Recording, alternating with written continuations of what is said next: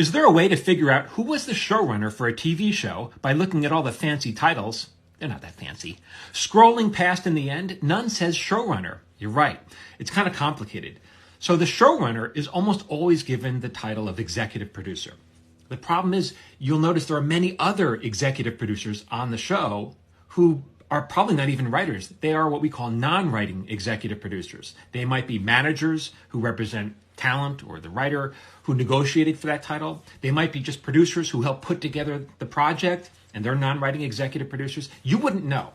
So here's how you figure out. You go to IMDb, enter the names that you're looking at, and then if they have a ton of writing credits, they might be the showrunner. If they have 1 or 2 writing credits or no writing credits at all, they're probably not. They're probably non-writing executive producers. There's a problem here, though. Very often when a show is in its 5th season or 4th season, whatever, when it becomes a hit show, as a way of thanking the upper level writers, the co-executive producers, they may give them a bone. They say, hey, we're going to make you executive producer of the show. And that writer says, yeah, sure, why not? But that doesn't mean they're showrunners. That just means they also have the title of executive producer. There's another problem.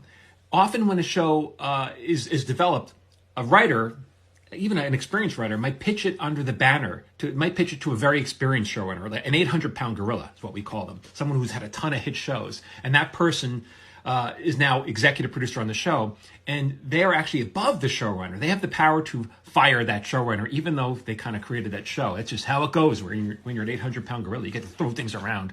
You get to throw bananas against the wall. So you don't really know who the showrunner is. Here's what I do. This is what my recommendation is. I just call my agent and ask, hey, who's the showrunner? Now, what's that? You don't have an agent? Well, you're screwed. But that's how I would do it. That's the easy way. I got a free webinar coming up about how to get into Hollywood and all that fun stuff. The link is in my profile. I'll see you there.